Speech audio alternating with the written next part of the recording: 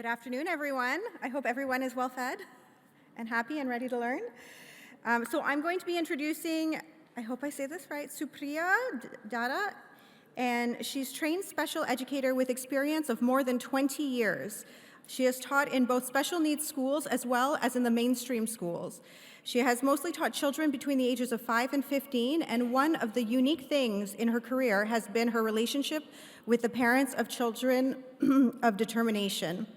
The other distinctive thing has been her ability to understand the concerns and hardships teachers face in a mainstream school that are trying to be inclusive.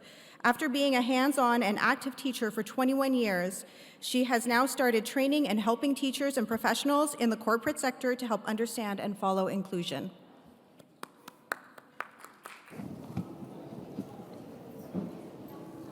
Good afternoon, everybody.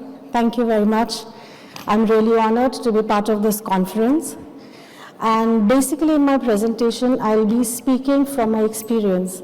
I'll be speaking from my experience as a sibling of an adult of special needs, as a teacher, and now as an advisor and counselor for parents of children of determination.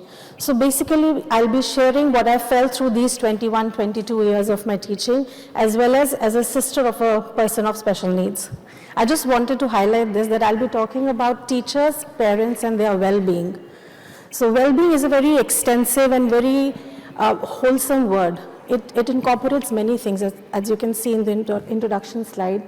Well-being includes spiritual aspect, emotional aspect, intellectual, physical, social, environmental, and financial aspect.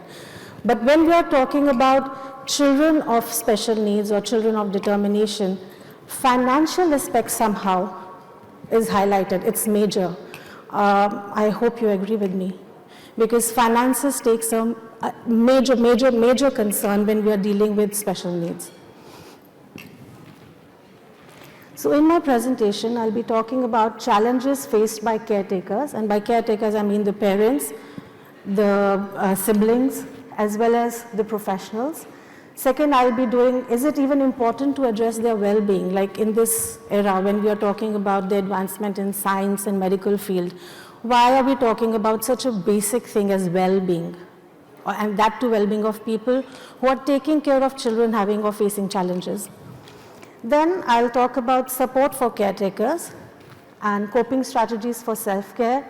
I will touch and talk a little about respite care, which unfortunately is not happening much in this part of the world. So before I start, I just want this to be a little interactive. Can you, from the audience, can you just share with me some of the challenges you as professionals, or if parents are sitting in the audience, share with me the challenges you are facing in your field when you are treating or when you are the parent of a special needs child. Can you just share with me some challenges, please? So yeah, we should definitely take care of our mental health as parents before we take care of our kids as well. But I also deal with the other parents, because we have support groups also for parents of neurodivergent kids and autistics. And I feel like parents sometimes, because she mentioned something that sometimes parents they just want intervention. And I want to highlight one thing. Sometimes parents are at different levels. It's like a spectrum of acceptance. Just like autism or other, there are spectrum. Yes. Acceptance as well for parents is a spectrum. That's so true. Like some parents are at level 1. They're still in the shock phase. Others are in the denial phase. And other parents might be in the acceptance phase. Others are in the advocacy phase, like me. So it's different levels in the spectrum. And I think we should meet as a professionals, they should meet the parents where they are now, because you just can't force things on a parent who are still in the denial phase. We need to take it slow with them. We need to sow the seeds, and of course, try to understand them, try to understand their perspective, and then, definitely they will reach out a different level along the journey, because autism is a journey, and when parents are on this journey, it might take time. The grieving process might take time. So yeah, we just have to respect the journey of the parent and meet them where they are in the spectrum of acceptance. Beautifully said. So really thank you. Yes, that's very true. as professionals and during these conferences or seminars, people will always talk about autism or like some diagnostic terms, how science has developed, what medical field is doing.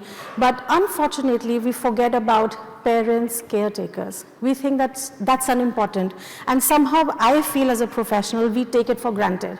Like this is the treatment plan given to the mother or the father, and they will be doing it. We forget that just like autism is a journey, acceptance is a huge journey. And just before this conference, there was a parent talking about that the child is an adult now, it's 23-year-old adult, and still the parent has not come to terms with the diagnosis. So it's a journey in itself, and as a professional, we should respect that. So parenting is a journey, acceptance is a journey. So these are some of the challenges, that's true, that parents and caretakers go through. So as you said, I'm just summarizing it, that accepting the diagnosis, I still deal with parents who still have these issues, even after years of therapy and treatments, that why it happened to me or with my child, why? And there is no clear answer to it. Then of course the emotional stress, the depression, and it's common. Financial issues, and please don't think that financial issues happen only in east side of the world, it happens in the west as well. So it's all over the world. Finances is a big thing. Remember the first slide, the introductory slide I showed you, that finances is the major part of the well-being when we deal with people of determination. Understanding what comes with the diagnosis, it's a constant struggle. And why it's a constant struggle? Just as the child is aging, the issues also change. Like autism at the age of 5 is different, and autism at the age of 18 is different. Am I making sense? I hope you agree. The issues also change. And when we are dealing with children of special needs, we require extra dose of patience. To see this much of success, we need this much of input. And personal stress and emotional issues and societal pressure which the parent or the sibling or the professional is facing is ongoing. This journey is happening parallelly to the journey of the child with special needs. So why we should even address and talk about the well-being of caretakers? Why do you think it's important? We are talking about stem cell therapy, we are talking about oxygen therapy, we are talking about successes in occupational therapy, we are talking about different things. Why do we even need to talk about the well-being aspect? Would you just like to share your viewpoints on it? Why? Why is it important? Yes, please. Caretakers of the parents is really important, and I am both a parent and a professional, and with all of the parents that I work with, I always say to the parents, you know your child better than anyone else, and you are the biggest advocate for your child. So we need to look after the parents and the caretakers so that they don't get burnt out, so that they can keep on advocating, keep on supporting, and keep on getting the best outcomes for their child so that their child can thrive and do well in life and reach their full potential, whatever that potential is. That's true. Thank you so much for sharing. So the best way, like just to summarize, the best way to care for a loved one well is to take care of yourself as well, isn't it? This is vitally important. And as it says, you can't pour from an empty cup. If the professional is not taken care of, if the parent is not in best of emotional or mental health, the parent won't be able to give the best treatment plan. And even if the parent gives, because parents are selfless, parents will go and give, it won't be sustainable, isn't it? At some point they will break. So we need to address this as a professional. So this is just a research, just to highlight. This was a research done, and they found out that for some parents, the grief, depression, or shame, it goes on for years. And just imagine a parent going through these emotions for like n number of years, what this is going to them, what is this is doing to them, I'm sorry. Some may also ask questions of why me for years. They don't get the answer. And this emotional struggle will not help them to give a sustainable treatment. Even if they're getting it from the best of professionals, they won't be able to give it back. So in this research, teachers, and now I'm talking about teachers' experiences and mental health can serve to escalate or soothe young children's trauma and stress. This was done in 2004. Parental mental health problems can have a major impact. This was a research done on a group of children. So this was the finding that the parents' mental health have a major impact on children, and studies indicate that they increase the risk of children developing behavioral, social, and educational problems. And this was a research group of neurotypical children. Just imagine this research with children who are already having issues. This was a British study. Chronic stress put the parents of special needs children at risk for medical issues as well. This study found that parents of children with either autism or ADHD had significantly higher levels of both cortisol, the stress hormone, or CRP, a biomarker linked to everything from colorectal cancer to diabetes to heart disease. But unfortunately, this study was never published in a mainstream newspaper. Why I am highlighting this is, in spite of the progress in medicine and in spite of the progress in techniques and biosciences, we do not address the core issue of well-being of caretakers and well-being of professionals. This is a major study, and this was a proven study. Still, it was refused to publish in a mainstream newspaper. Just to summarize it, like, professional and medical help is important. There is no denying that. It is important. But so is the well-being of the parent, teachers, or the caregiver. If they are both together, only then the child of determination will get the best and sustainable treatment plan. So please remember the word sustainable. If you are not looking at the well-being of the parent or the caretaker, the treatment plan will not be sustainable. Here I'm going to talk about the support for the caregivers. As professionals, I think as professionals, apart from giving the best professional help, we should take care of these points as well. That parent, like, I'm a teacher, so as a teacher, I have to give that much respect to the parent, because I may be dealing with the child for 1 academic year or 2 academic year, or maybe 3 at maximum, but the parent is a constant, isn't it? If a parent comes and says, I'm just giving an example, if a parent comes and, no, my child is doing this, we need to respect what the parent is saying. At least give the listening ears. Listen to the parent.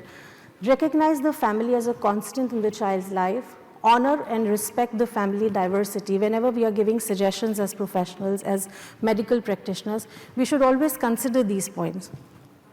Encourage family-to-family support. I have many a time seen as like doctors or occupational therapists or speech therapists, they focus on the treatment plan. But when you are giving the treatment plan, you need to treat and look at the well-being of the parent as well, so that the treatment plan is sustainable. The parent is able to do the treatment plan for a longer period of time, and the results will show then. Acknowledge and incorporate the developmental needs of the child and other family members into your practice. This is the difference between a practitioner who is not taking care of the well-being of the family versus the practitioner who is also taking care of the well-being of the family. As professionals, I think it is our duty to help the family understand the diagnosis, to help the family have a support network. Design and implement services that are accessible, culturally and linguistically respectful and responsive. These are some of the coping strategies for self-care as parents. Like, as professionals, I think this is no rocket science, I know. This is very simple.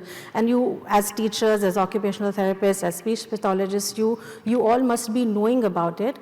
But in my experience, you fail to give it to the parent. You fail to tell it to the parent. So please keep in mind, these are some of the simple things which may be simple for you, but for the parent, it makes a huge impact. Get the clear diagnosis. Don't do it. You have to tell to the parent that you are not alone in this. There are many other support groups, either online or inside. You can always help the parent to have a support network. You need to tell the parent to celebrate small successes. They may be small, but in the long term, it's huge for the child. As professionals, we need to remind the parent that always compare the child with his or her baseline only. Don't do comparisons with other children. Be aware of burnout signs and plan short-term breaks dedicated for self-care. Now, these 2 points of burnout signs are valid for the professionals as well as for the parents. These are some of the coping strategies for professionals. Form a small group of professionals in the same field, share concerns and ideas. Upgrade your skill set. The best professionals are those who are adaptable, who keep on learning. What is happening in our field now, it's every day there is a new research, a new thing is coming. So we need to keep ourselves updated. Dedicate little time for professional schedule for hobbies. As with the burnout signs with the parents, with the professionals as well, be aware of the burnout signs and plan short breaks dedicated for self-care. This is very important. Now, respite care. I just said in the introduction section that unfortunately in this part of the world, respite care is not happening much. I just wanted to ask, like in all these 3 countries, it's free given to the nationals, like, or they have to pay for that, the respite care? In Australia, it's free if you qualify for that. Okay, okay. It's free. US sponsor, you have to qualify. Okay. Unfortunately, in this part of the world, it's still developing. Like I myself, I was doing a research for a parent of mine who asked for respite care. So I called 2-3 agencies, and the answer I got was like, we have trained nurses, but for people who are undergoing chemotherapy or who are on dialysis or who are old, but nothing for special needs children. So just imagine. Yes, please. I would like to add something beautiful that happens back for the Indian community, because the Indian Embassy back in Bahrain has a unit called Sneha that allows the parent to call in for help. And every representative or a volunteer there can step in their home to take care of the child when they take a break. So it's a very beautiful experience, and it's free. And not only that, if they want the child to be left in the unit, then they provide the transport for the child with a caretaker to bring them back home there. So for me, that is a blessing, because as a professional, I know where the parent can be taken care of. So I appreciate that. I have to say that, because I'll be guilty of not putting out something so beautiful. This is in Bahrain? Yeah. And this is a parent support group or from government? This is from the embassy having a group called Sneha. Wow. It's beautiful. They have a lot of volunteers, parents who have children there. Yeah? That's So great. it's wonderful that they do. Thank you for sharing. That's great. I mean, respite care, this is the basic technical meaning of the term. A short period of rest or relief from something difficult. I'm sorry about the word unpleasant. Generally, parenting is not unpleasant. It's difficult, but I won't say it's unpleasant. So yes, respite care is still a huge gap in India. And for like somebody from India, you would like to talk about respite care in India? Is it there? No, it's not. It's not there. Yes. Only parents. Groups are there, but they don't offer respite the way you're explaining the way it should be. It's not. Yes. Yes. And as I mentioned, I have a sibling. So when I was growing, my mother was a working woman, so she would leave my brother with me. So but at that, like I'm talking about 25, 30, 35 years ago, so we would call our relatives, like a grandmother or aunt who would take care of my child, or my brother and me. But the family structure is different now in 2023. We need professionals. And for us, simple thing as like if a parent wants to just go and shop for groceries, there should be something like a professional person to take care of a child of special needs, because everybody can't afford a full-time nanny or a help. But in India and in Dubai, I can assure you, it's developing, but it's still not there. And if there are any business-minded people in the group, please have agencies, please hire people. I think this is going to be a good business as well. So I would just like to conclude, as professional, working in the field from past 25 years, there are still many questions which are not answered. And as I interact with parents, there are many things which parents are also clueless, and we need to accept that. Remember, acceptance is the beginning of knowledge. Once we accept that there are unanswered questions, we will be able to work further. So as a parent, these are the burning questions. What after we die? And there are some people who are going to speak on this topic. In India, there are residential homes which are again built by parents group only, not by government. And in West, there are agencies, government has made the agencies with take care of people of determination once the parent are no more. Ongoing medical and therapy expenses, yes, we have to accept this fact that it's very expensive. It's really very expensive. Respite care and constant emotional need of a parent or a caretaker, we need to address these issues. Stress, physical, financial, and emotional, and I cannot emphasize it more that finances is a big concern when we are talking about people of determination. As professionals, these are the stress factors or unanswered questions. Keeping up with ongoing trends and researches in the field, it's happening, it's changing. Every day there is a new theory coming, every day there is a new research coming. And we have to keep ourselves upgraded. We don't have all the answers. Is there any professional here who will say that the person knows? We're just coming to time. Yeah, I'm just about to finish, yeah. So is there any professional here who says that that person has all the answers, why, how, what will help? No, we don't have all the answers. Discrepancy in salary norms and benefits, of course there are, and stress, physical, emotional, and these are the main issues which causes burnout. So please take short breaks in your professional life, devote time to yourself, tell the same thing to the parent as well. Ultimately, I just want to highlight the point which is said by the head of census, that love is all we need. So be very liberal and lovable in your professions. Thank you very much.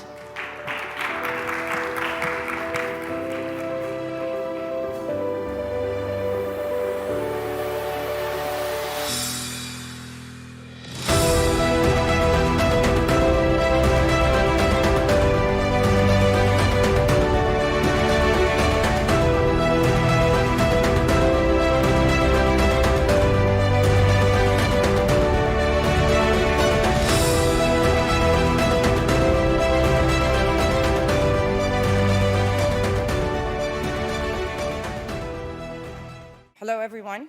It's really nice to be here, and we're going to have Dr. Temple with us live right now. Dr. Temple does not need an introduction. Can you tell I'm one of the biggest fans here? But Dr. Richard will introduce her. No, it's my great pleasure and privilege to introduce Dr. Temple Grandin. Dr. Grandin is an American academician, animal behaviorist, and internationally renowned spokesperson for autism spectrum disorder. Dr. Grandin is one of the first autistic people to demonstrate the insights that she has gained from her personal experience of autism. She is currently a faculty member with animal sciences in the College of Agricultural Sciences at Colorado State University. Based on her experience, Grandin advocates early intervention to address autism and support teachers and professionals who can redirect children and adults in fruitful decisions and directions. She has been an outspoken proponent of animal rights and the neurodiversity movements. In 2010, Temple Grandin was listed as one of the 10 most influential people in the world by Time 100, which named her in the Heroes category. In 2011, she received a double Helix Medal and has received many honorary degrees from many universities, including McGill, Swedish University of Agricultural Sciences, Carnegie Mellon, etc. Grandin has been featured on many media programs. She was the subject of an Emmy and Golden Globe-winning biographical film, Temple Grandin. In 2018, Grandin was featured in the documentary This Business of Autism, which explored autism employment and the success of autism employers. She has been written up in Time, People magazine, Discover, Forbes, and the New York Times. She is best known for designing the Hug Machine, which is a deep-pressure gadget planned to calm extremely sensitive people, which are ordinary people with autism. And I know her personally, working with her as a colleague to sequence her entire genome, to read the chromosomes from end to end and make sense of that as to how they caused her condition and how they continue to influence her life. And I'll never forget working with her to do that. And if you're interested in what we found out, come to my lecture tomorrow at 11 something. So introduce Dr. Grandin. Well, it's good to be here. And also a lot of emphasis on skills like getting dressed, combing your hair, brushing your teeth, eating with utensils. Well, one little tip with these kids, you have to give them time to respond. They're like a phone that's only got one bar of service. and slow down when you talk to them. And when the grown-ups talked fast, it went to gibberish. Can you put the next slide up, please? Now, the thing about autism is it goes all the way from Einstein, who had no speech until age 3, to somebody who has much more severe autism when they become nonverbal. But some of the ones that are nonverbal can learn to type independently. But a brain can be more social emotional, or a brain can be more interested in what they do. And having an interesting career has been very important to me. I'm really happy that I'm a professor. I've got graduate students, and I've done a lot of research in animal behavior. I have 3 graduate students that have become university professors. I'm very, very happy about that.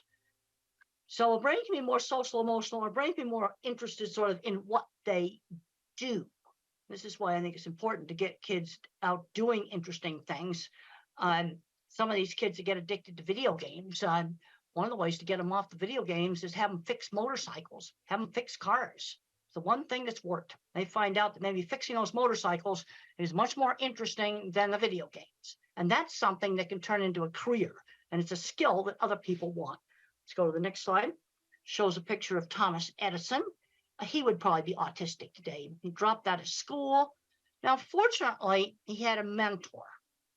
And he had a mentor that taught him how to use the telegraph. It's really important for students to get exposed to things. I was not originally in the cattle industry. I got exposed to it as a teenager. And I had very good teachers and mentors, starting with my mother when I was very young. She was always pushing me to do new things. She encouraged my ability in art.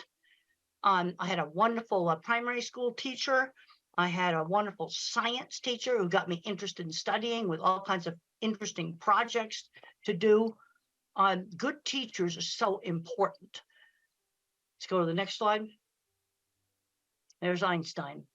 He would probably be in an autism program today. Let's go to the next slide. Put the next slide up, please. Now, I'm a kind of a NASA fan. And I got 5 years ago, I got a chance to go visit visit this launch pad. This was like so much fun. And what I learned when I went there is the astronauts, they had we call it the right stuff, but they were people that had Tourette syndrome, that were dyslexia.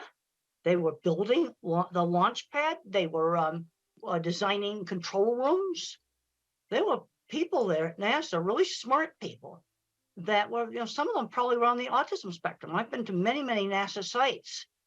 And if you look at the old videos of going to the moon, look at the people in that control room. I think there was quite a few autistic people there. And they were really happy that they got to be involved in that project. Let's go to the next slide. Now, I've got emotions, but I get emotional over interesting stuff I do. And Voyager spacecraft now is 45 years old. The scientists are in their 80s now.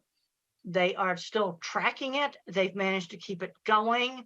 For a long time, they had to work out of a storefront next to a McDonald's, but they kept it operating with no funds.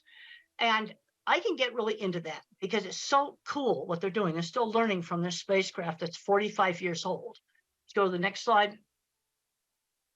Yeah, past Saturn, we can go to the next slide. And then you've got the techies down there that keep that antenna going. Yeah, they probably have to do it at 3 o'clock in the morning. I got a chance to sit at the original mission control desk. That was really, really cool. Go to the next slide. Now, let's not get hung up on the labels. Autism is this big spectrum. And the problem with autism is they keep changing the diagnosis. Originally, maybe 30 years ago or so, you had to have speech delay to be labeled autistic. And then they added Asperger's syndrome, where you could be socially awkward with no speech delay. And then in 2013, they merged everything together. And you've got a spectrum that's going from Einstein to somebody that may have much more severe problems. But I can't emphasize enough on working with the little kids, because when I was 3, I looked very, very severe. And we can go to the next slide. I have grandparents that come up to me all the time, and they find out they're autistic when the kids get diagnosed. That just happens all the time. And sometimes adults later in life getting diagnosed helps them with their relationships. But I'm concerned that too many fully verbal, smart kids on the spectrum get so hung up on the label, the parents get hung up on the label, that the kid's not learning basic skills like shopping, learning how to save money, doing laundry, just very, very basic things. Another big problem I'm seeing is not making the transition into the world of work. Work skills are not the same skills as academic skills. We need to start children when they're 11 years old, maybe volunteering at a fruit stand or something like that, where they learn how to work for somebody outside the family on a schedule. Let's go to the next slide.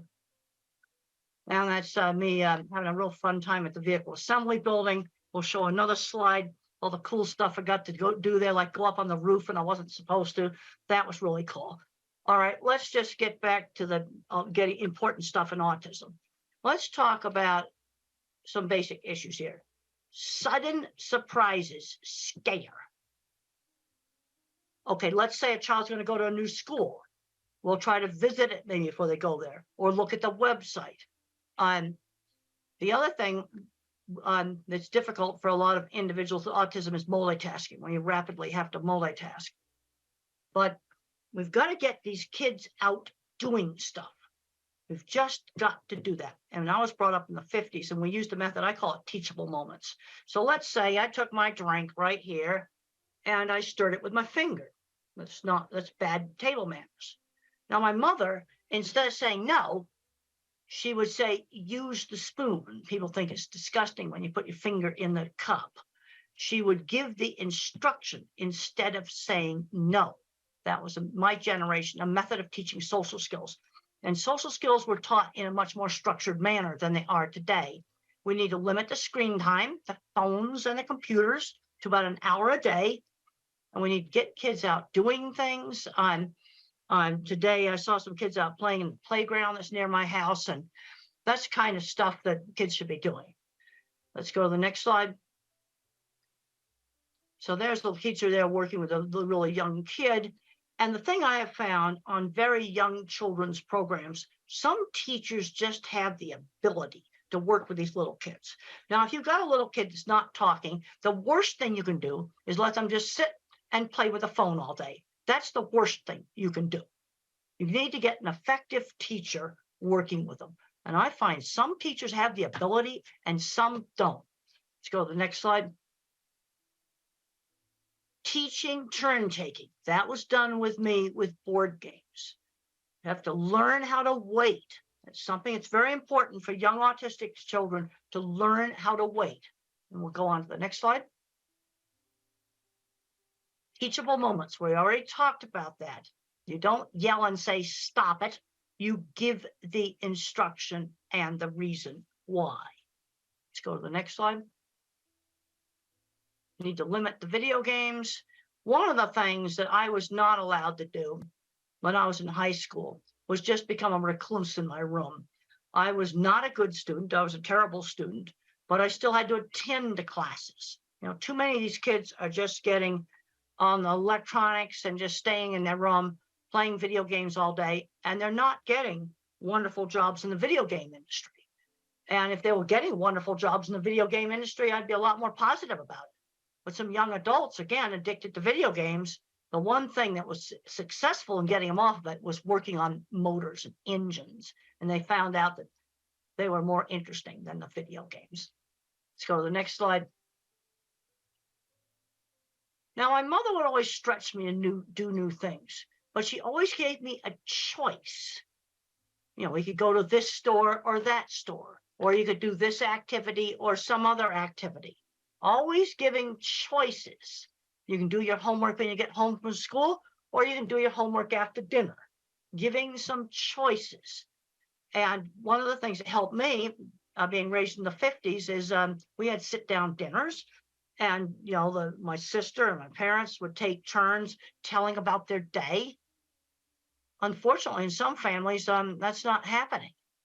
And this was part of getting me to be a lot more social. And you can learn business social. Another thing that was done in my family is when we were 7 or 8 years old, and it was done with most of the families in my generation, is when I was a little kid, I had to dress up in my good clothes when the parents had a party, and I had to serve the snacks. I had to shake hands with them, learn how to talk to them. Really, really good social training. Let's go to the next slide.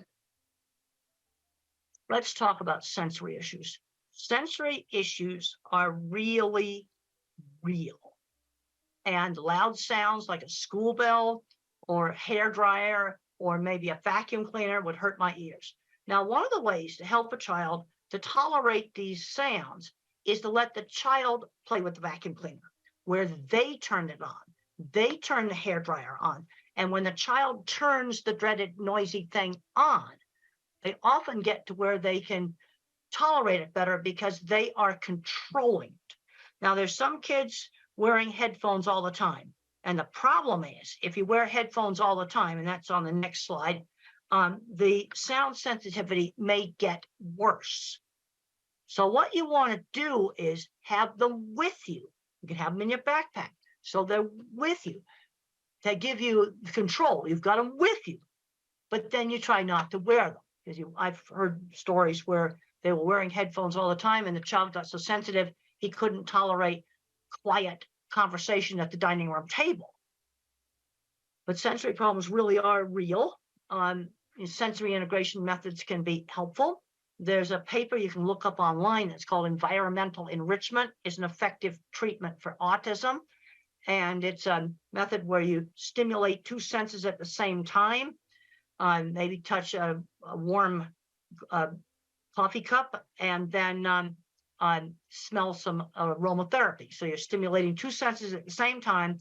And the title of the paper is Environmental Enrichment, an Effective Treatment for Autism.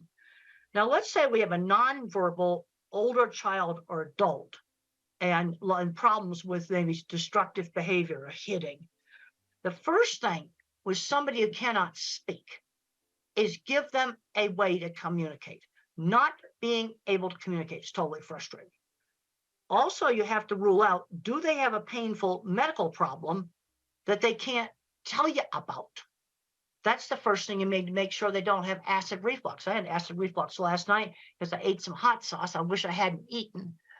And my stomach was hurting last night. But the sensory overload, if they have a meltdown or outburst in a busy, noisy store, that is probably sensory overload. But we've also got to give them a way to communicate. That is just super, super important. There's a next slide just shows that sensory symptoms are part of the neurobiology of autism. Now, when I was a little kid, they tested me for two things, deafness and epilepsy. Now, I could pass the deafness test, but the problem is my ability to hear auditory details impaired. Like if the grown-ups talked fast, it was when adults talked fast, it's like, blah, blah, blah, blah, blah, blah, blah, blah. That's what it sounded like. Because I didn't hear the hard consonant sounds. Like if someone said the word cat and they said it fast, I would hear ah. So my speech teacher would say cat ta, or she'd hold up a cup and she'd say cup pa. And she switched back and forth between saying cup and cup pa. Because if people talked fast, then all I heard were the vowel sounds. Stretch out and enunciate the consonants. And sometimes hearing would kind of cut in and out like a bad mobile phone connection. There's kind of three ways that the brain can have a problem with language. Not hearing the auditory detail, where I'm hearing gibberish, trouble with getting my speech out, expressive. And then the next slide, I talk about echolalic children. And echolalic children, they have good speech and they will recite an entire movie script. But the problem is they don't know what the movie script means. That's the problem. So in Life Animated, what these parents did is this child had memorized Disney movie, and they picked out phrases in the movie that could be used in real life. And then their son started to figure out that words had meaning. So an echolalic kid, you've got to teach them that all this language they're yakking out has meaning. So there's kind of three ways the brain can be messed up. The next slide talks about attention shifting slowness. Now, if I was a computer, I've got a very, very small, I'm an Intel 286. I mean, if you're a computer geek, that's the first chip. But I have huge memory. Attention shifting slowness. This is why you have to give the child time to respond. The next slide shows attention shifting slowness. It's an old Ami Klin slide, and look at how the normal person's looking at the eyes. But the other more important thing in this slide is look at how many times the normal person looked back and forth compared to the autistic person who's trying to lip read. Attention shifting slowness. All right, now let's look at things where this could cause a problem at work. I want to see these kids get employed, and I want to avoid the jobs such as rapid multitasking at a McDonald's takeout window. That would be a very bad job. Another problem is I don't have any working memory. So if let's say I have to shut down the cash register at night at a store, and then maybe 5 or 6 steps, I need to write them down. I need to write the steps down like a pilot's checklist. Long yakety-yak strings of verbal information do not work with me. Let me make a pilot's checklist. Okay, and if you don't want to disclose autism, just say to your employer, pilots need a checklist. I need one too. And for pilots, it's mandatory. In every country in the world, pilots have to use checklists. Now, I'm talking about giving the child time to respond. When I was 5 years old in school, we had a little assignment where we had to name the pictures that began with B as in beautiful. So I called the suitcase a bag, and the teacher marked it wrong. And she didn't give me time to explain that in our house, they weren't suitcases, they were bags. And that was very, very frustrating for me. In the next slide, we're going to be talking about some visual problems. I don't have visual processing problems, but some individuals do. And vision might break up similar to a migraine headache. Or this next slide that shows an image that's breaking up. Seeing probably wouldn't be a primary sense if that's the way things look like. And this may explain why a number of people that do not speak touch and smell things, because those senses provide accurate information. And we'll go on to the next slide that shows an escalator. Now, in your brain, you have the eyes that work like a camera, but then in the back of the brain, there's circuits that assemble the graphics file for shape, color, motion, and texture. And if there's something wrong with those circuits, print may jiggle on the page when you try to read. These kids are often terrified of escalators because they can't tell how to get on and off of it. So you have a child that hates an escalator. The chances are he has a visual processing problem. And the eye exam may be more or less normal. And if you have a child that can't read, the next slide shows print jiggling on the paper. Try different pale colored papers. Now, this is my children's project book right here. Well, you see the light blue paper color right there.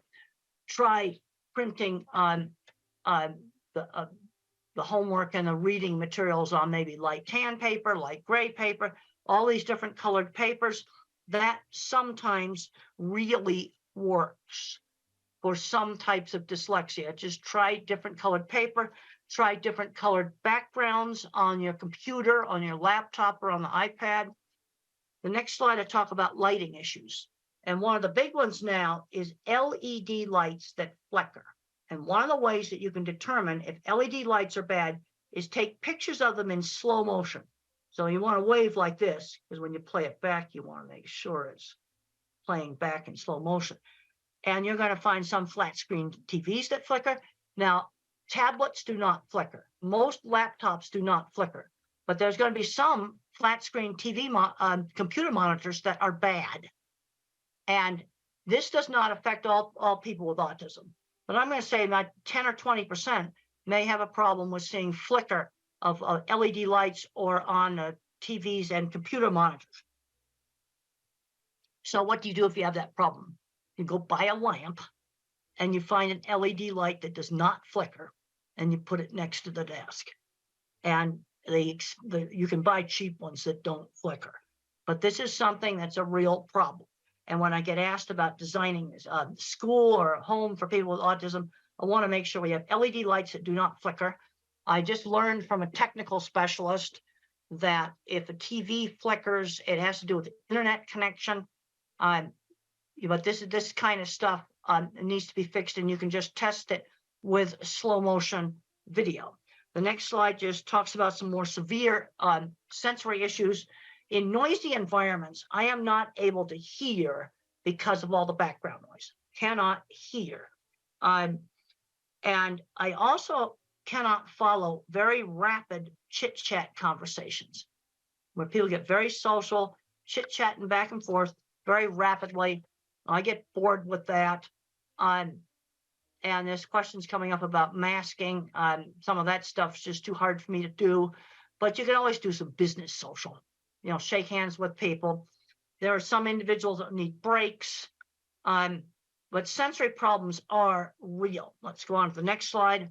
The next slide talks about this environmental enrichment program, where you use inexpensive, cheap things to stimulate two senses at the same time. You're always changing the things that you stimulate, and it's an adjunct or an add-on to other types of therapy.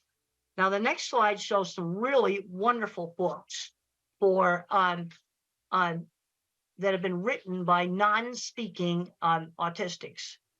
Now, I really like How Can I Talk My Lips Don't Move by Tito. I had a chance to meet Tito, and he came into a library, and he was flapping and everything. And I wanted to see, I tested him with a really, really strange picture that he had never seen before, and it had an astronaut in a spacesuit riding a horse out in the desert. And I showed that to Tito, and he types really fast, Apollo 11 on a horse. Another good book's Carly Fleischman's, Arthur Fleischman's Carly's Voice. Then you got The Reason I Jump, the sequel to The Reason I Jump. I like the sequel. It's a better book. But I'll give you a little tip about the typing.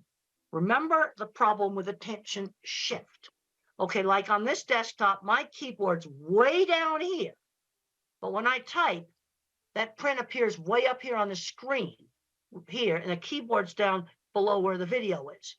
Now, many people with autism cannot make that attention shift. And that's the reason why you want to use a tablet, because the virtual keyboard, with using that virtual keyboard, the writing appears right next to the top of the keyboard. Or you're going to have to, on a laptop, put the keyboard on a box, and you need to make sure it's a monitor that does not flicker. This is really, really important. Next slide just shows some brain scans. And the point I want to get across right there, different parts of the brain get turned on when you do different things, like seeing things, hearing words, thinking about things. And where there's a problem in autism is in kind of the inter-office communications. And what you tend to get is uneven skills. Like I'm really good at art and mechanical stuff. Somebody else might be really good at mathematical stuff. And we'll just show some more pretty brain scans. Next slide shows, oh, that's my skull. Let's show the next slide. That's the microbiome. You see the little tiny hairs there. Those are axon tails, and they form great big inter-office communication cables between different parts of the brain. And then I can show you a slide without my ugly skull. And that's the connectome is much prettier when it's by itself. The next slide shows the circuit in the brain for speak what you see. Now there's the normal control right there, and I'll show you mine. The next slide, that's my speak what you see. And I have all these extra branches for visual thinking, but I have less fibers for speech. So that might explain why I had trouble getting my speech out. But when I had speech therapy, it increases the bandwidth on the fibers that are still left. And the next slide just shows that. But this is where the therapy made a difference, because I had trouble getting my speech out. Let's go to the next slide. Now, if I speak what I hear, I am definitely not an auditory person. I am definitely a visual person. And we'll go on to the next slide. And I want to talk about the importance of developing strengths. That's an artwork I did when I was about 6 or 7 years old.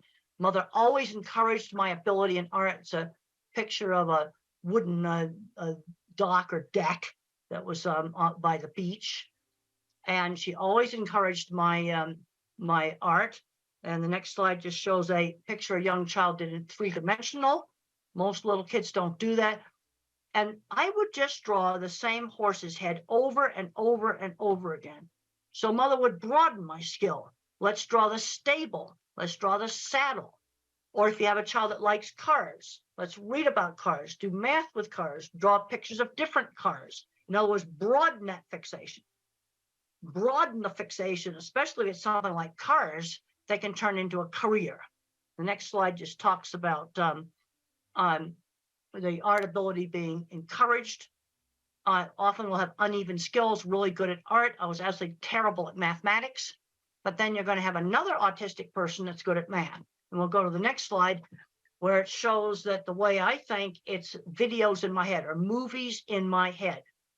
I'm what's called an object visualizer. And in my new book, Visual Thinking, The Hidden Gifts of People Who Think in Pictures, Patterns, and Abstractions, I discuss 3 different kinds of thinking that you can have in autism.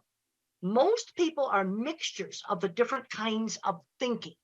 But in autism, you might get an extreme object visualizer. That's me. And the HBO movie shows how I think. My kind of mind's good at art, mechanical things, photography, working with animals, absolutely terrible in mathematics. And then the next kind of mind is the visual, spatial, mathematical mind. And the mathematical mind thinks in patterns. And then you have people that think in words. And it's important to, kind of know how the child thinks. That just shows eclipse shadows on where the eclipse, the trees made little tiny eclipses like a pinhole camera. That happened on our campus. I noticed detail. I watched a whole bunch of students just walk over that. They just didn't notice it. But I noticed visual detail. The next slide shows 2 things that can bother cattle, like seeing a car through the fence, seeing a piece of red string, seeing a bottle there that might move. Little things that people don't notice. Also in autism, there is a better, there's some better ability to pitch discrimination. There's been a lot of research that shows that these sensory things really, really are real. And the next slide shows one of my cattle handling facilities. And how did I sell my work? One of the things I did to sell my work was to show off pictures of things I had designed. And one thing I really liked in the HBO movie is that it showed my actual projects. It also shows how I think in pictures. It's very, very accurate on that. And I can say that the geek side of me really liked that. The next slide shows a recreation of one of my projects in the HBO movie. I thought that was just so cool. I really, really liked that. The next slide shows starting on my very first project. Now, I had some good mentors in the construction industry.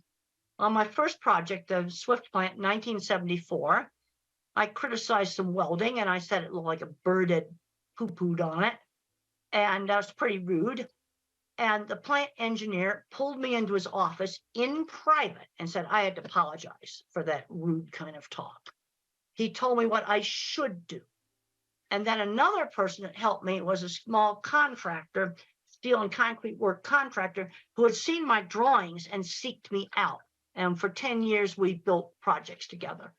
And so those are on a construction site, some of my early projects. And some of the most fun stuff I ever did was working in construction. And I worked with a lot of people that were probably dyslexic, ADHD, or autistic. Some of these people owned big companies where they made mechanical equipment. They had lots of patents. I really put the emphasis on the career. This is what's made life happy for me, is having a fulfilling career. The next slides just show some of my drawings. And when I showed people my drawings, they were impressed. That's how I sold jobs. Okay, let's work on what are we going to do about job interviews? Well, a job interview for me was lay the drawings on the table and show off the drawings. That's what I did. And they'd look at my drawings and go, wow. In fact, actually today, now that everything's computerized drawings, I'm seeing some very bad drawings. And now the next drawing shows a dipping vat system. And you can see on the concrete work, I have all the reinforcing rods drawn in there. 4 years ago, I got a really horrible set of drawings that the engineering firm had done on a computer, and they hadn't drawn in the reinforcing rods.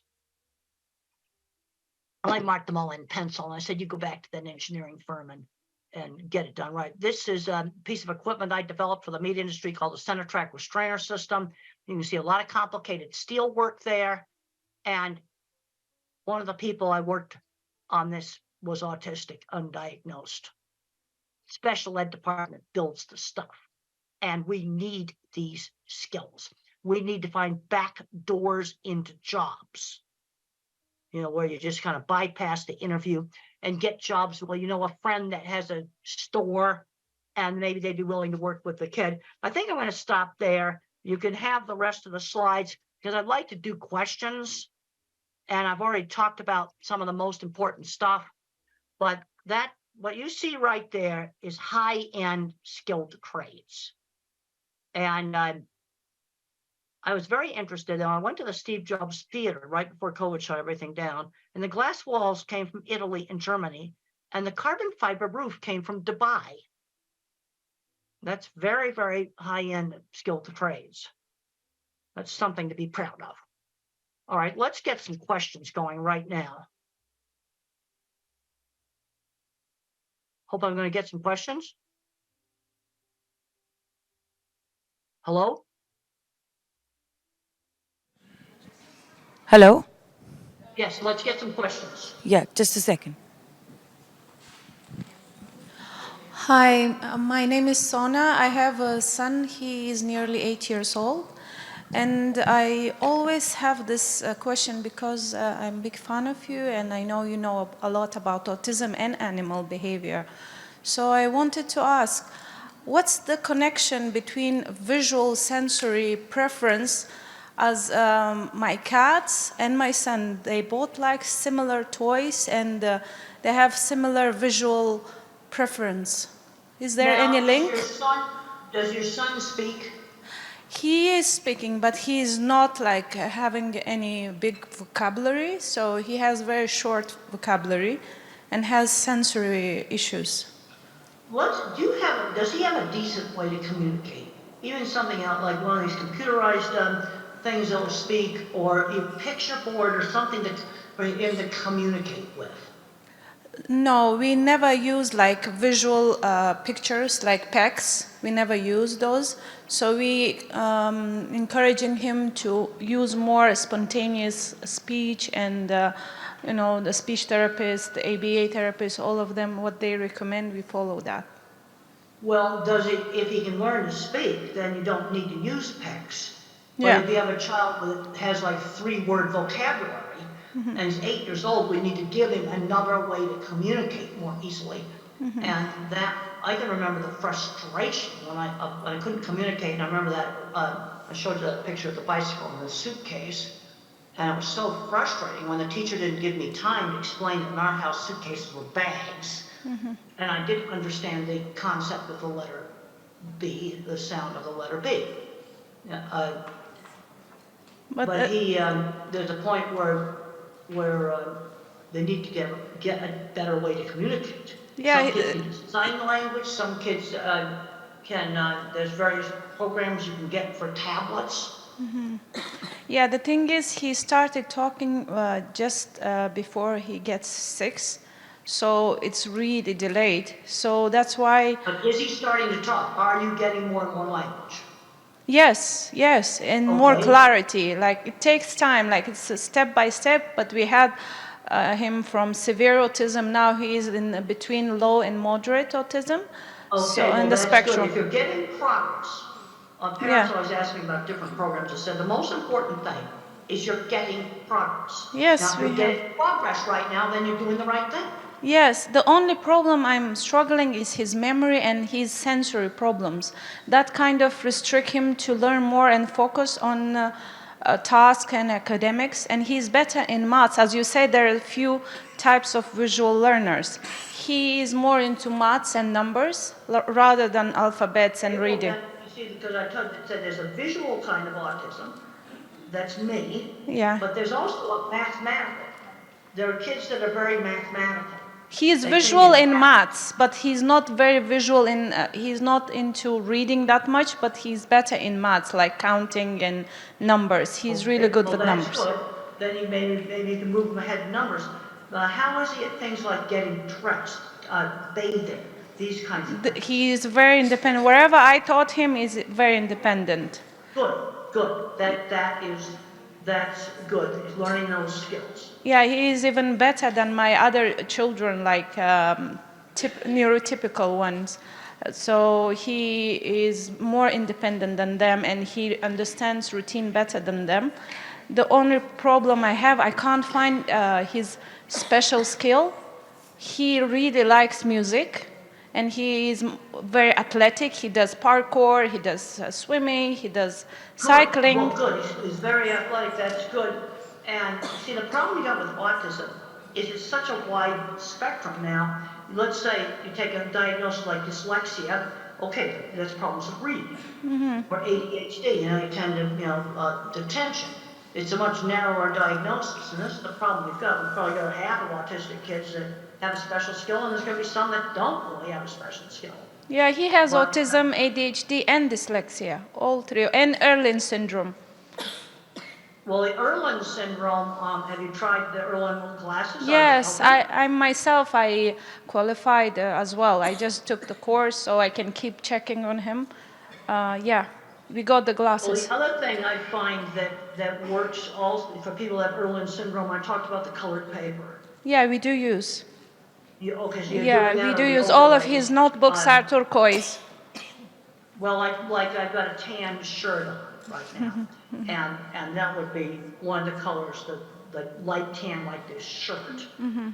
Some people like that, and then other people, they like this light blue that's on my children's project book. Yeah, that light blue, that's the thing for him, light blue, calms like him. my tie.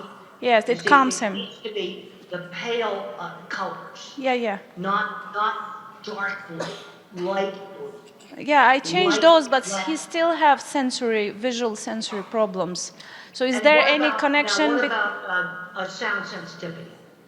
Sound sensitivity he has, but I kind of always give him that opportunity. Like you said, he's in charge of hair dryer. Okay. He's in charge of hand dryer. When we go to cinema, at the beginning he was very hesitated, but then he got used to. Now he is properly sitting like other children. So I kind of make him to be prone to that, and he's used to it. Well, that's good that you see him and making him see when the child turns the hair dryer on and off or the vacuum on and off, where they control it. Yes. That to desensitize some of that. Yeah, but still I'm struggling with his memory and his visual sensory. Like my cat and him, they prefer the same toy. You know what I mean? Like he will kind of keep doing with that, playing with that toy, even though he has 1,000 other toys. But his preference. How was he taking turns at a game? He was not good. He was having meltdowns. He would get angry. But I kind of desensitized him with that as well, like on the cues of airport, like slowly by rewarding him using ABA techniques. And you don't have a surprise at the airport. Like you watch videos and I found that one of the things that I got afraid of, if I made them interesting. Yeah, exactly. That sports. What one parent did about the hand dryers in the bathrooms, they went to the websites of all the manufacturers of the hand dryers, and then they got interested in how they worked, and they collected all the websites of hand dryer manufacturers. No, seriously, this actually helped. Yeah, it's the same with him. Wherever we start with, like even food, diet, we started with him. At the beginning, he didn't like. Now he loves healthy, clean food. He wouldn't eat rice. Before, he was addicted to all these carbs, rice. Oh, yeah, it's bad. Now he And wouldn't eat. I get worried that some of these kids with these restrictive diets are gonna get the old vitamin deficiency diseases. There was a horrible case where a kid got scurvy, which Yeah. is vitamin C deficiency, Yeah. because the diet was so restricted. Maybe we need to get somebody else to ask a question. I wanna give somebody else a turn. Yeah, sure. Thank you. Hi, good morning and nice to meet you. You made a point about people who don't speak much, they're more on touching and smelling things. And I just wanted to know how can that be helped and how can they be helped to speak better? Well, if you read, I really recommend that you read Tito's book. How Can I Talk If My Lips Don't Move? It is available in an electronic book. I checked Amazon recently. It is available. And he talks about vision being scrambled. Also, the Japanese boy in the sequel, which I think is a better book, he talks about being like a broken robot and having problems with controlling his movements. And if you have an older child or an adult that's either non-speaking or very poor speaking, I really recommend these books because it gives the inside view of their issues. And I don't have scrambled vision. I see just fine. You see, this is where autism has all these variations. But some of them get scrambled vision, and then smell and touch actually work. Those senses are giving accurate information, so then they tend to use them since they work. So I really recommend, really recommend those books. I've got a PDF here. I'll just hold up that slide again of those books right there. If you have an older kid or an adult that doesn't speak, those books are going to give you so much insight. They type independently. Nobody's holding their wrist or their arm. They type completely independently, and they describe sensory scrambling. Now, I don't have this. I have sound sensitive. And then there's some, I had a student that had a problem with print jingling on the page. But see, this is where the sensory stuff is so variable. This is sensory problems a lot worse than mine is. Good morning. My question is how to teach taking turns. There is a child, 8-year-old. He struggles with taking turns. He can't wait. And while playing... That was the reason why when I was 3, we spent a big part of my therapy was learning how to wait and take turns in games.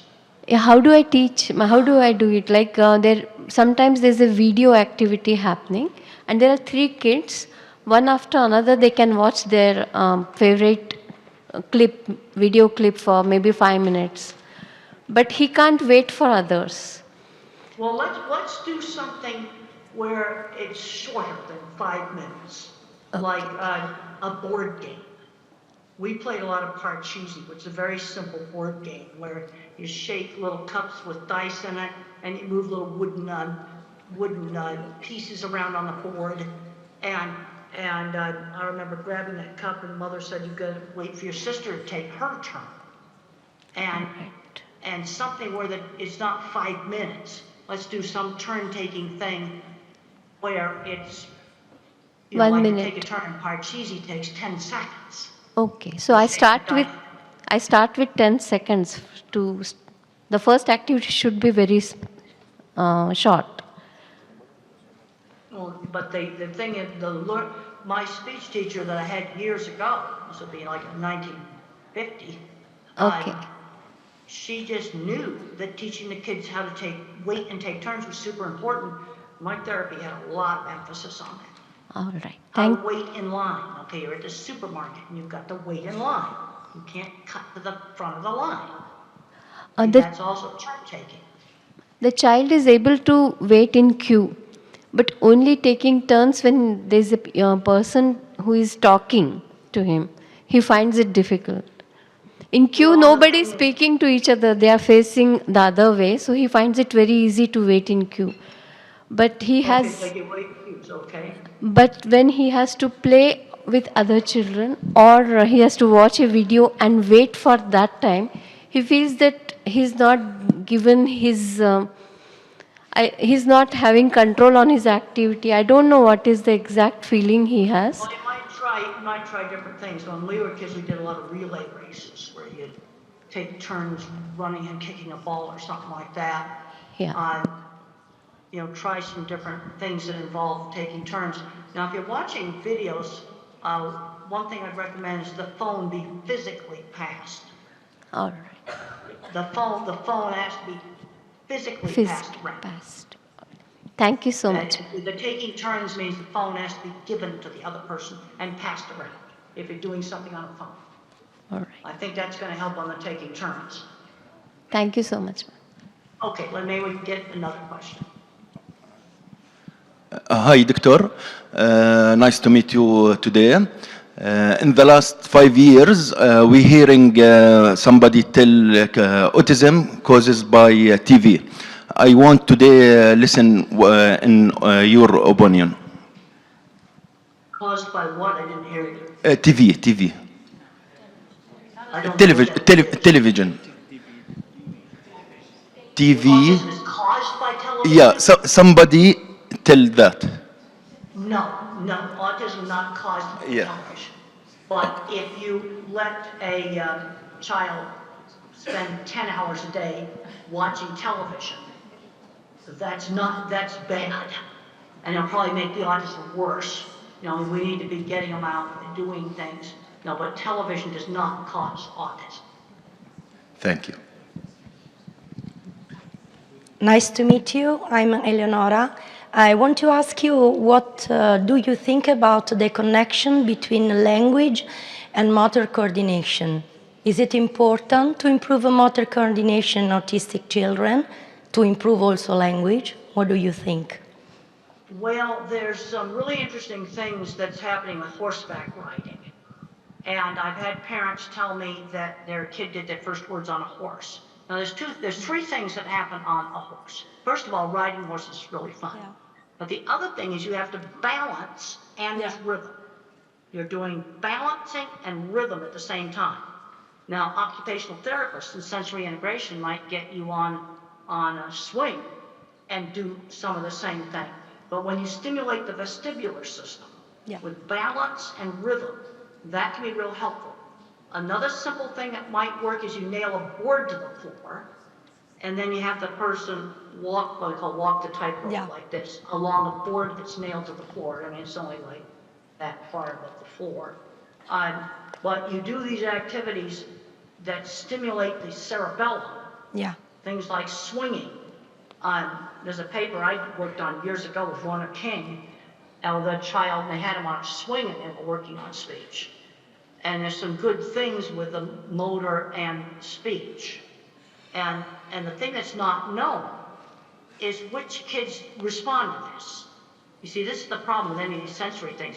It works on one kid and another kid it doesn't work. Okay, I worked on my squeeze machine. Some kids respond to deep pressure, other kids don't. This is where the sensory problems are real variable. But some individuals, they do swinging, balancing, rhythmic activities. That can help on speech for some individuals. Okay. We can use also music, for example, rhythm. And that is very important. The other thing is there are some individuals that can sing words before they speak them. Yeah. Singing is on different brain circuits. So they could sing the words rather than speak them. Sometimes that works. Thank you. Thank you. Thank you, Dr. Grandin, for wonderfully sharing your insights as an autistic person. One thing that has caught my eye is that your mother played a very key role in Absolutely. And then another book you might find helpful, I got a book called The Way I See It, that's I got a lot of little short articles in it. It's available on Amazon. That might be helpful. Thank you. Yeah, I also have a lot of information on website, templegrandin.com. There's templegrandin.com. There's lots of free information on that. Thank you. So I'm a mother of triplet boys with autism.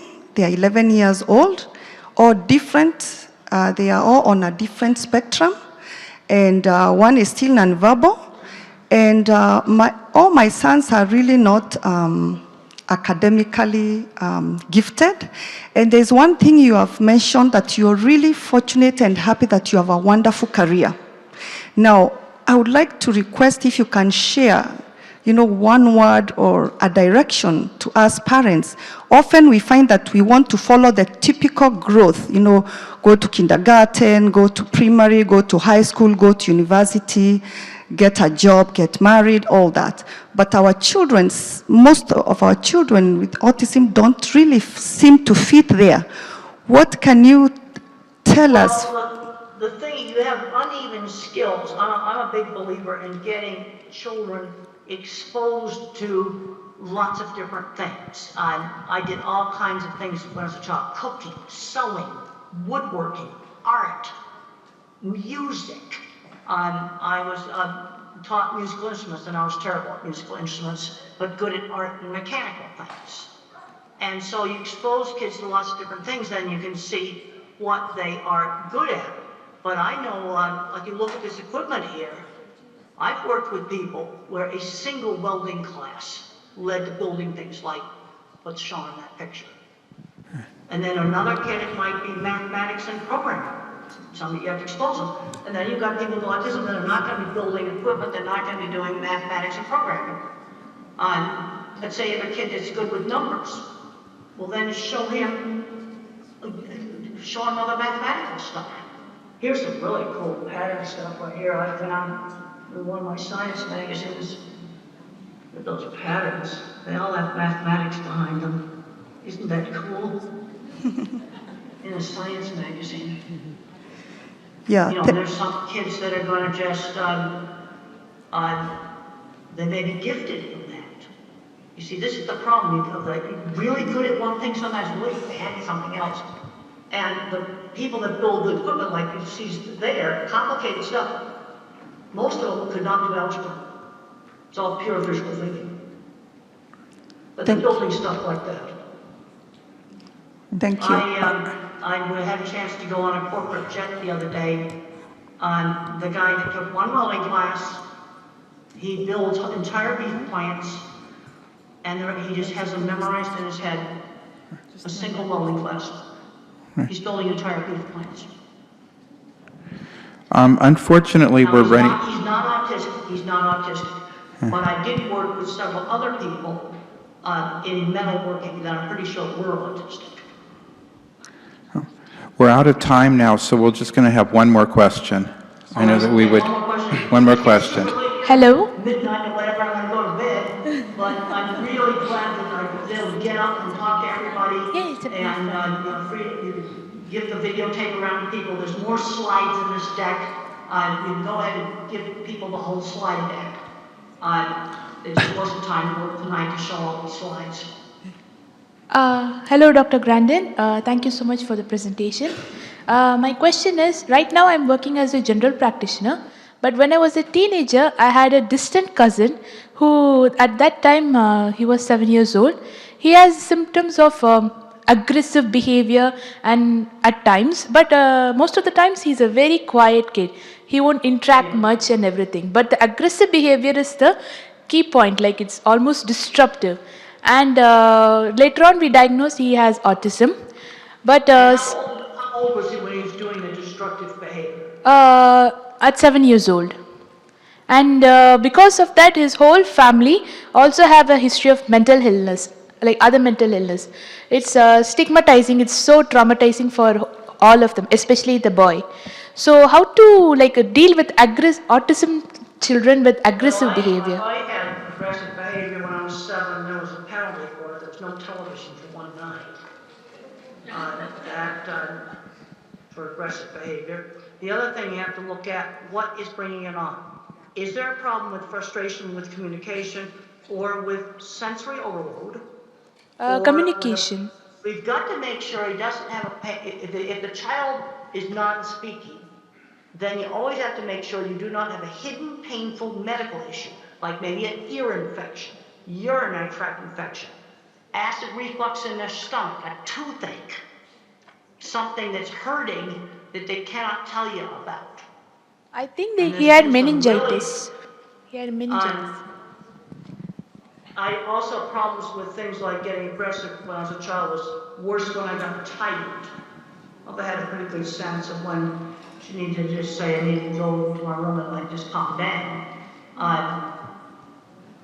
But when I was 7, I was fully verbal and there were consequences for aggressive behavior. No TV for one night. And then I threw a big tantrum. Mother would put me in my room and let me calm down for half an hour. And then she'd say, well, you know the rule. You join the family now. But there'll be no television tonight. You know, and I understood consequences, but I think there's some individuals where they may not make the connection between the tantrum they had at school and no television that night. See, this is the problem you've got with autism. You've got such a big range. Okay, I think that was. And then you've got the autistic. You see, the people that I worked with that had the metal working shop and all the patents, designing equipment, they would have been more the Asperger type. There would have been no speech delay. You see, this is where that Asperger type with no speech delay now has been merged in with the autism with speech delay. I had speech delay, so I was definitely not the Asperger type. And the people that worked with professionally in metalworking work would have been the Asperger type. But they had social issues. I'll never forget one of the jobs, I had to drag the guy out of the shop because before he got picked for plant engineer. We're out of time now. Thank you very much. Thank you for joining us. Thank you.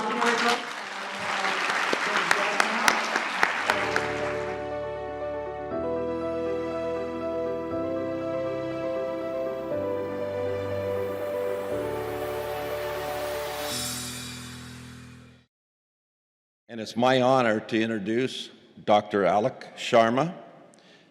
Dr. Alok Sharma is the professor and head of the Department of Neurosurgery at LTM Medical College and Hospital in Mumbai, India. He is also the director of Neurogen Brain and Spine Institute and KLS Institute of Anti-Aging, both in Navi, Mumbai. He is the president of the Stem Cell Society in India and vice president of the International Association of Neurorestoratology. He has published 172 scientific papers, authored 24 books, contributed chapters in 19 textbooks, and made over 200 scientific presentations. He is a world-renowned pioneer in the field of cellular therapy for neurological disorders, having treated more than 12,000 patients from 75 different countries.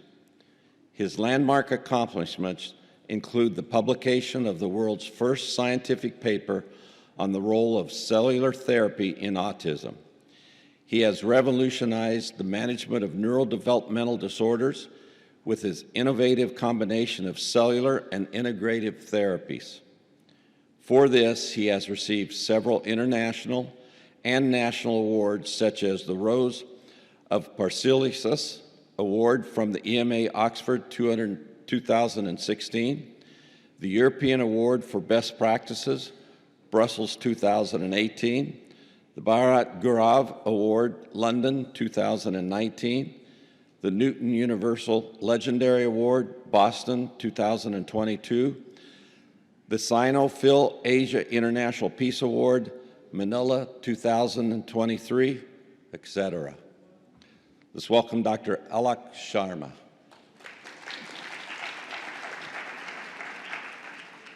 This is truly amazing. To be in Dubai, to be at this wonderful international conference for autism and neurodevelopmental disorders. But most important, to be able to give a talk immediately after Temple Grandin. What an honor. I had never thought in my life that, one day I'd be speaking after the legendary Temple Grandin. Temple, you're just so amazing. You're not you, your life, your thoughts, your work, your effort is not just an inspiration to people on the spectrum, to their families, but to all of us caretakers, researchers, and doctors in the field as well. So I'd like to begin by thanking Temple for the wonderful and amazing talk that she just gave. I'm going to speak on a new topic, that's regenerative medicine in autism spectrum disorders. When I give a talk, I like to begin with this picture. This is a picture, this is a painting, a huge painting, the size of this entire wall, which I found in a hospital in Howlin, Taiwan. And when I entered that hospital, I asked them, why is this picture here? They said, this is a picture of Lord Buddha going into the jungle to heal. And they said the job of the physician is to reach out to people who are in suffering and heal them. So that's what we have to do, reach out and help those in need of healing. Now, if you look at the increasing prevalence of autism, it is actually unbelievable and incredible that the world has not taken notice of what's happening. You look and see in 2004, the incidence was 1 in 166. In 2023, it has become 1 in 36. At this rate, in the next 2 decades, every third child will be on the autism spectrum. Okay, this is something we as medical professionals need to bring to the attention of society, of people, of governments, of administrators and rulers, that this is unprecedented and that the facilities to take care of these children do not match up to the increasing incidence. There are about 70 million kids on the planet. That's 1% of the world's population. It's like a huge percentage of people. So the current situation is that, you have a child who has some symptoms, the parents notice, you go to the doctor, therapist, get a diagnosis, and they say what you can do is therapy. You start the therapy and you're back to where you were. So what's new? What am I going to be talking in this talk that's different? First, the concept of neurodiversity. And this is what Temple spoke of, okay? That we have to see how people on the spectrum are diverse, that they are not less than, they are different, that they have uneven talents and skills. So the concept of neurodiversity, because now there are going to be so many people on the planet that you can't look at them in the way that we've been looking at them earlier. The other exciting thing, and I'm going to highlight that, is a better understanding of what's happening with the brain. And this is what has changed everything. Then the whole concept of neuronal regeneration, that it is possible to regenerate the brain that's not functioning as well. And the concept of multidisciplinary management, and of course the main base of my talk, which is cellular therapy. Now, what is new is that for the first time in medical history, we are now understanding which parts of the brain are functioning differently from neurotypical brains. And we have done scans, we've done a lot of research in this area, and you can see that list: the amygdala, the hippocampus, the parahippocampal gyrus, the cerebellum, the caudate nucleus, the mesial temporal lobes, thalamus, superior and middle temporal poles. So we've actually identified very clearly which parts of the brain are functioning less. We've also identified which parts of the brain are functioning more. Our focus so far has been on what these children can't do. What we also need to look at, which parts of their brain actually are functioning more than what neurotypical people do. And there are actually parts in the calcarine fissure, the Heschel's gyrus, cortical frontal areas that function more. They are hypermetabolic. So we need to understand this as well. And our work has been published in a landmark paper, among the first of it's in published literature in the World Journal of Nuclear Medicine, where we've clearly highlighted which parts of the brain work less and which are working more. Now, what we found here, and this is the only thing that we need to give attention to, because Temple again keeps talking of early intervention. She keeps talking about early intervention, and I'm going to show you the scientific base of the need for early intervention. And that is this. If you look at this graphic, you will see that, you will see that the brain metabolism over the years keeps on declining. So what you see in light green is how the brains of neurotypical kids, the brain metabolism keeps on increasing. Whereas children on the spectrum is the light blue, you can see it keeps on declining. What does this mean? It means the earlier we treat the children, the early intervention is there, the better results, because the later you treat them, the hypermetabolism is actually increased. So the old thinking was that once the brain is damaged, you cannot regenerate it, and the new thinking is it's possible to regenerate the brain through cellular replacement and repair. The other thing that has changed in autism is the concept of multidisciplinary management. So far what would happen is a person specializes in something and then that's all they would offer. So if you're a center that has occupational therapy, you focus on occupational therapy. You have a center that does speech therapy, you focus on that. But what is the need is a multidisciplinary management, which includes everything, all the things listed, and cell therapy, which I will talk about, is one of them. So there is no one silver bullet. The management of autism will be multidisciplinary. So look at that. On the left-hand side, you see a fractured bone. And I ask yourself, will you give rehabilitation to a person with that fractured bone? Would anybody give physiotherapy on a broken bone? Now look at the left. You go to an orthopedic surgeon, you get it fixed, don't you? And now you give rehabilitation. But in autism, we do exactly the opposite. On the left-hand side, the blue area is the hypermetabolic brain.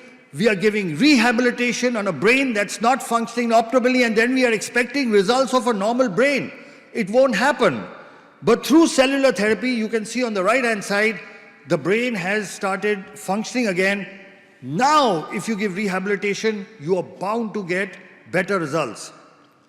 So cell therapy is a promising new modality where you use healthy cells to replace damaged cells. So that's the brain damage, and you can see that there is recovery. So now look and see what are stem cells. So the word stem comes from the stem of a plant, and just like from the stem of a plant, you can have leaves, fruits, everything else. There are some cells from which all the other cells arise. So the way stem cells work is they multiply, they convert into other cell types, they improve the blood supply, and they release certain positive growth chemicals, and because of that, they repair, they regenerate, and they replace damaged tissue. Cells are of two types. You can be autologous, when you take from the patient, put it back in the patient, or donor cells, when you take it from somebody else. There are different types of cells. You can get them from the embryo, but this is very controversial, so we do not use it. You can get them from the umbilical cord. You can get it from the patient itself, from the bone, and that's what we use. They are called adult stem cells, and induced pluripotent stem cells are in the research stage. So we work with adult stem cells because they are safe, they don't form tumors, they have no rejection, they are easily obtainable, and there are no ethical issues. There are different ways of injecting stem cells. You can inject it intrathecally into the spinal fluid, that's what we do, or intravenously, intramuscularly, through the nose, or directly into the brain. How does cellular therapy work? We know the main problem in autism is there is hypoperfusion, decreased oxygenation, and problems with the immune system and inflammation. Cell therapy works through both these mechanisms. So here is a small video showing the three basic steps. What we do a bone marrow aspiration with a needle, separate the cells, and inject it back. The whole process has only 2 needle pricks. Let's look at a video. There you can see with the needle we are aspirating bone marrow. That takes 15-20 minutes. The bone marrow is put into machines. It separates the cells, and once the cells are ready, with a very thin needle we inject it back. Just 2 needle pricks. And we take cells from the child and put it back into the child. So let's review what the world literature says. So there are a total of 33 clinical studies, published papers, which show a 80% success rate. 33 worldwide papers. And if you see a review of literature, the world's first scientific paper was published from India. It was by us. We also published the 6th one. The others came from China, Italy, America, etc. So this is the world's first paper on cell therapy in autism, which we published in 2014. This was our paper, and it showed 91% of the patients improved. The second paper came from China. Here again, they showed an 88% improvement. The third paper came from the United States by Dawson, again showing 90% improvement. This another paper from the United States by Kimberly et al. Showing 90% success rate. This paper by Martinez from Mexico showing a 95% success rate. This paper from Vietnam by Thang et al. Which showed a 93% success rate. This paper from Italy which showed a 78% success rate. Now this is a meta-analysis. This is a review of 460 patients, and at the end in this paper they summarize that cellular therapy is safe and that it improves patients with autism spectrum regardless of what type of cell we use. In this other systemic review by Jiangyang Q from China, they looked at 325 patients, and again they said it is safe and effective. So there is enough published worldwide literature to show the effectiveness of cellular therapy. Now this is our latest paper. We had two papers, but I'll talk about the second paper because this was 254 patients. We use autologous bone marrow mononuclear cells. You can see the improvement in the various symptoms, and almost all the symptoms, whether it is social interaction, eye contact, attention, stereotypical behavior, aggressiveness, hyperactivity, self-injurious behavior, sitting tolerance, command following, speech, communication, all these you can see above is the percentage of improvement. And we have scales called ICAN CARS, and you can see that there was a significant improvement, 94% and 95% in these scales. Now here's something interesting.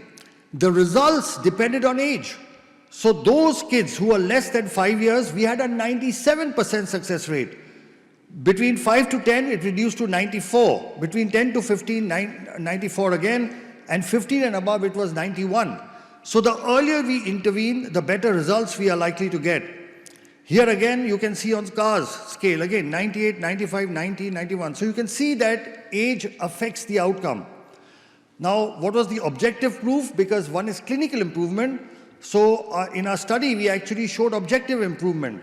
So above, this is a PET CT scan where the blue areas are the hypometabolic areas, the areas that are functioning less than normal. So you can see above all the blue. Now this is done on a Siemens machine. Below, you see 6 months later, and you can see the hypometabolic areas are gone. So this is objective proof. I'm just showing you 1 or 2 scans, but we have almost 3,000 such scans before and after that show that the brain damage, the parts of the brain that are not functioning appropriately in autism, they can be repaired.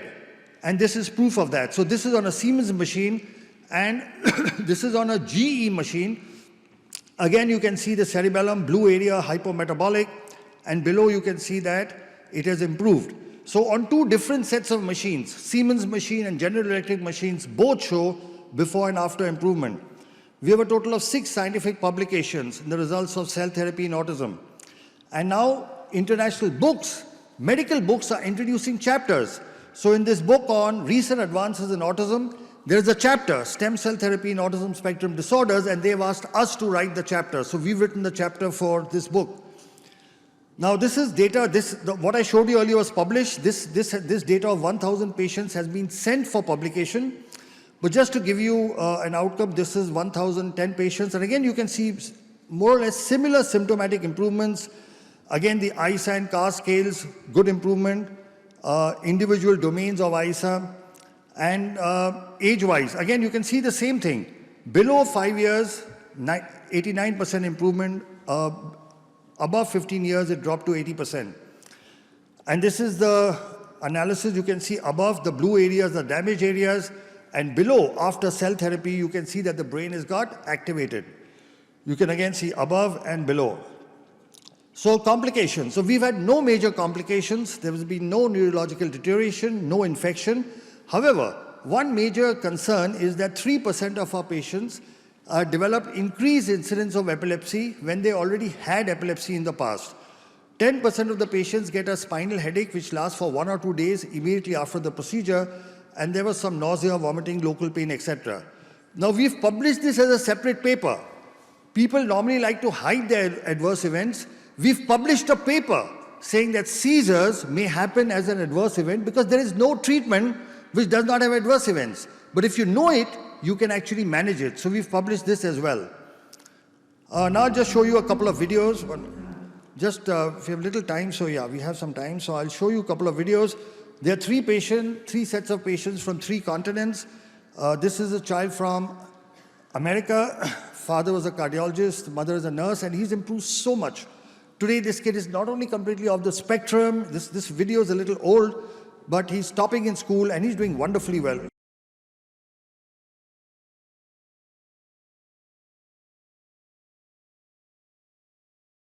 I couldn't get him to engage with me. I couldn't get him to give me eye contact. Over time, he started to lose a lot of vocabulary. Right around 18 months to the age of 2 years, he just slid backwards. He would flap like that, and he would walk on his tiptoes, look at the wall and be talking to the wall. He had problems with eye contact. He'd never look you straight in the eye. He had problems with his speech. Some research and found out about neurogen. And the big question that I had in my own mind was, what is there to lose? And I could not come up with a good answer, and I said, we have to do it.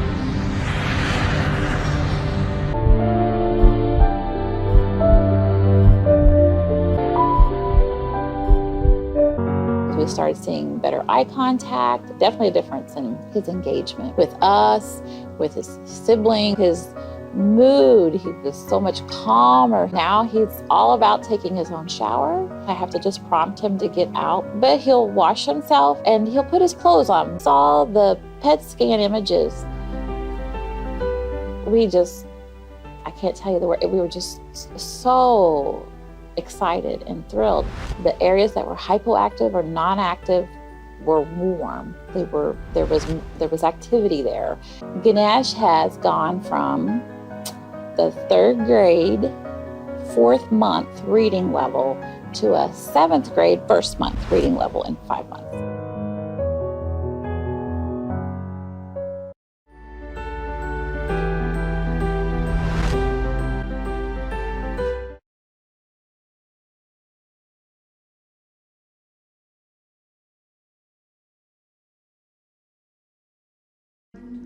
And now we have Mercy over here. We went to different doctors, we went to different hospitals, and when I brought it up, they were like, oh, no, don't worry, it's because they are boys, they are triplets, they were premature. I would be walking out and I'm like, bye, and no child is crying, no child is waving back bye.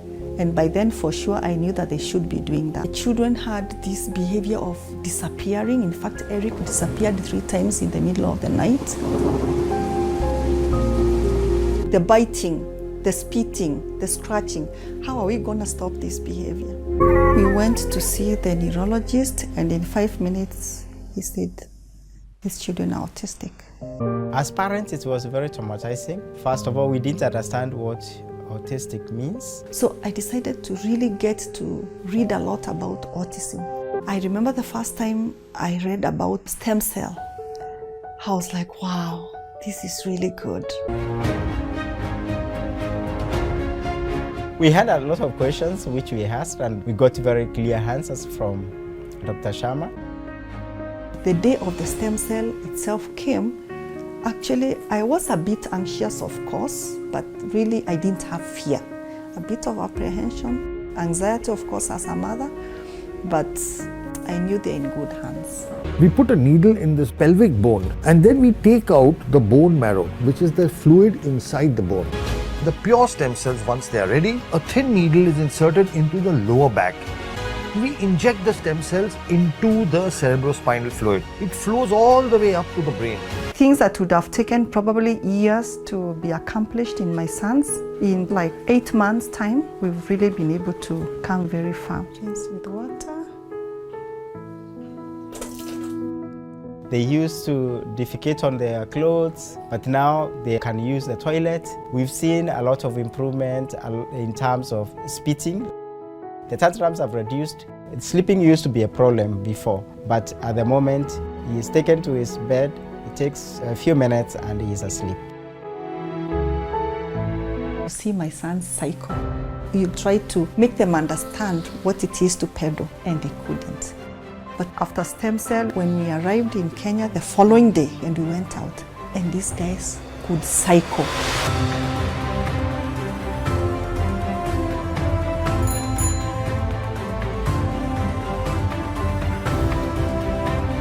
I'm going to send you to buy tomato paste, okay? I'm going to send you to buy what? Tomato paste. In the shop. Where is the shop? It's here. Okay. So I'm going to give you Money. for what? Buy tomato lollipop. I'm going to wear my shoes. That's right.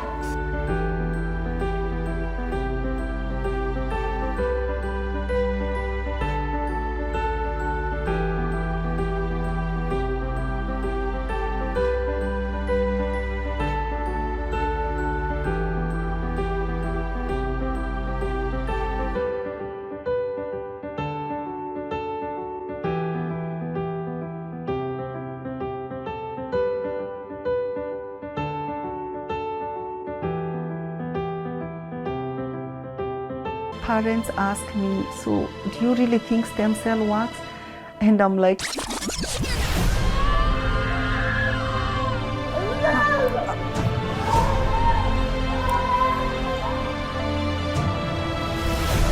I can see changes, I can touch, I can feel, I can smell. Of course, for me, stem cell works. I'll do it until my children get well. So that's two stories. And by the way, Ricky's right here. You're going to see him. He's right here. We are short of time, so I won't talk much about cerebral palsy, but this is a paper. It works just as well in cerebral palsy. We've got 15 articles, chapters in textbooks. And that's the brain damage before in cerebral palsy. That's after. You can see the improvement. Then in intellectual disability, it works as well. We have the world's first scientific paper. We've treated more than 12,000 patients from 75 countries, total of 106 papers and 16 books. And I'd just like to share the views of our Honorable Prime Minister.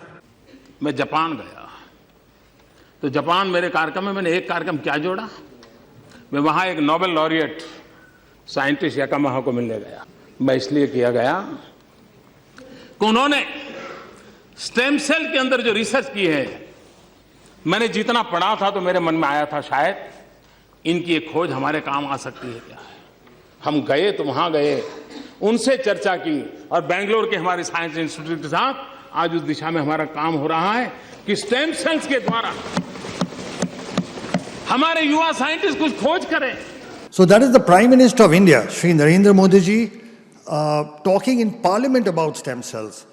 And here is the President of the United States.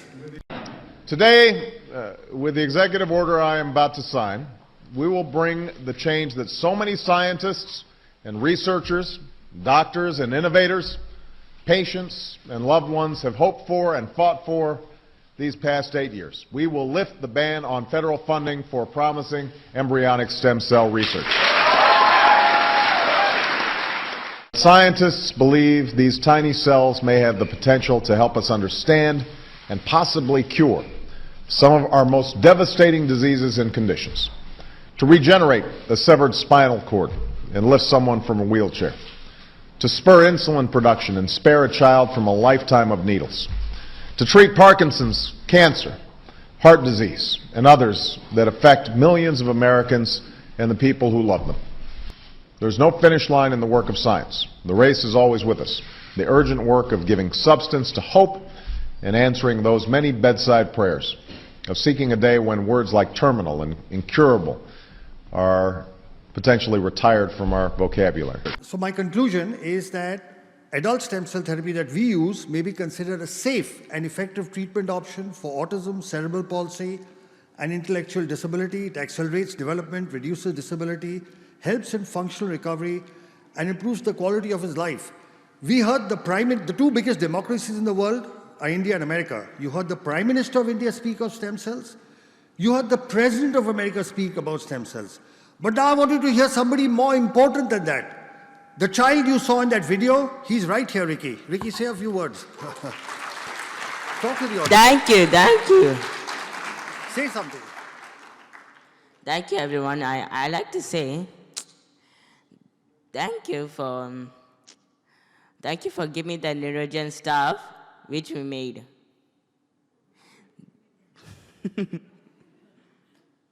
This child could not speak. This child could not go to school. Today he's standing in front of you and giving a speech. Let's give him a big hand. Thank you, thank you, thank you. Thank you. Come.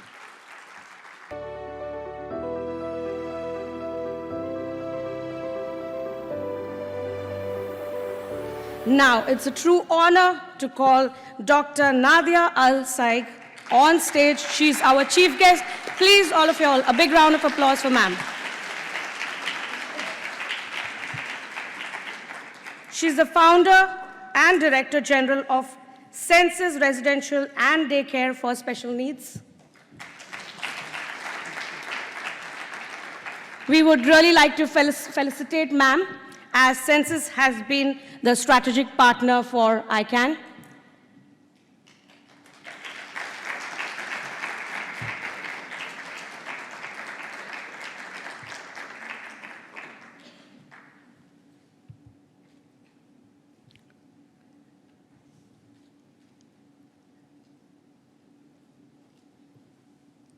Next, we would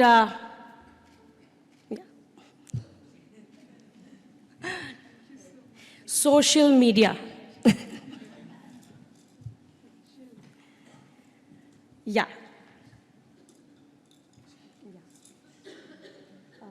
We'll just do a bit of that. Next, we would like to felicitate MENA organization as well, as they as well are the strategic partners for ICAN. A big round of applause.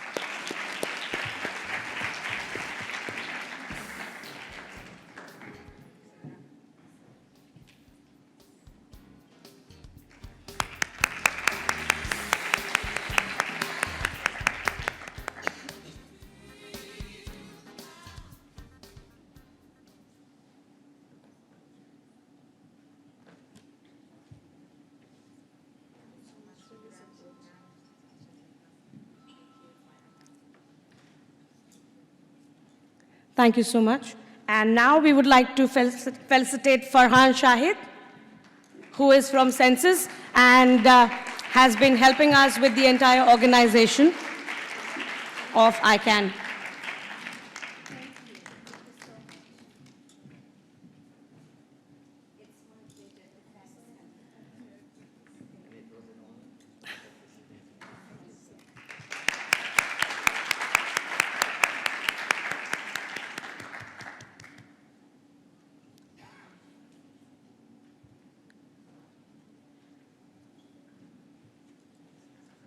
So thanks to one and all for helping us putting this show up. Okay, now I would like to invite Dr. Nadia to say a few words. Yes,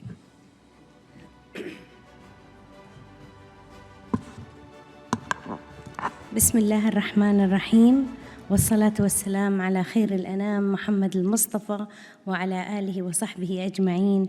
Good morning everyone, and I would like to welcome the International Conference for Autism and Neurodevelopmental Disorder, ICAN Dubai 2023. It's a great honor to be a part of this event and hope we come down with this conference with the best practice to the region and share knowledge to the latest trends on autism and neurodevelopmental disorder. And really, I would like to take the opportunity to thank you all, thank the speakers and the partners of this conference, and especially the audience for your participation. Thank you so much. Thank you.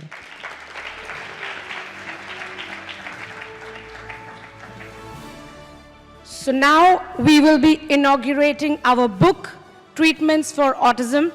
As we did see in the film, it was earlier already inaugurated in English, but now we are inaugurating it in Arabic language. So ma'am would do the honors.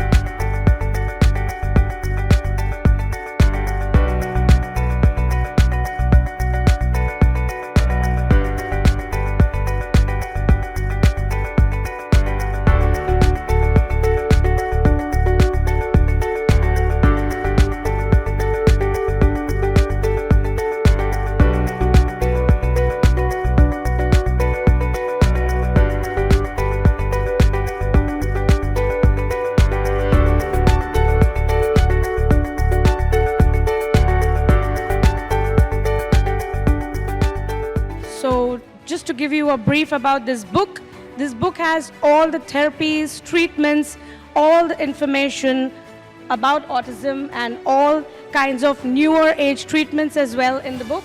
You can have a copy online on our website. You can request for that, as well as we have English books that are available. So you can just send us an email on our website. Just log on to www.autismconnect.com and you can just subscribe for the book and you will be able to get one. Thank you so much, everyone. I would really be very thankful to all of you. Thank you so much.